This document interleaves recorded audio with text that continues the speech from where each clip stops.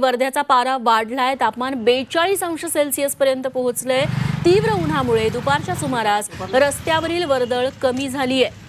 दुपट्टे रुमाल बांधूनच नागरिक घराबाहेर पडताना दिसतायत। वाढत्या तापमानात आरोग्याची काळजी घेण्याचं आवाहन प्रशासनानं केलंय आणि इथल्या उकाड्याचा आढावा घेतलाय आमचे प्रतिनिधी मिलिंद आंडे यांनी। मी वर्ध्याच्या सिव्हिल लाईन या परिसरामध्ये आहे आणि या परिसरातली जी वाहतूक आहे ती वाहतूक सध्या तुरळक झालेली आहे। महत्त्वाचं म्हणजे वर्धा विदर्भातल्या 4 जिल्ह्यांचं जे तापमान असते ते हॉट असते आणि हॉट जिल्हे म्हणून ओळखले जातात। म्हणलं त्यापैकीच एक वर्धा जिल्हा आहे।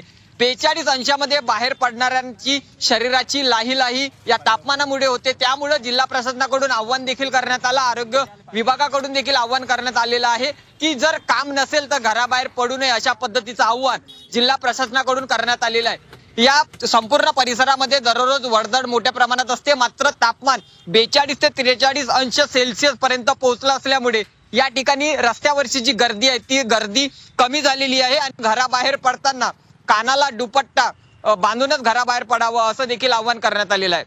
कॅमेरामॅन निखिल सोबत मी मिलिंद आंडे, झी 24 तास वर्धा।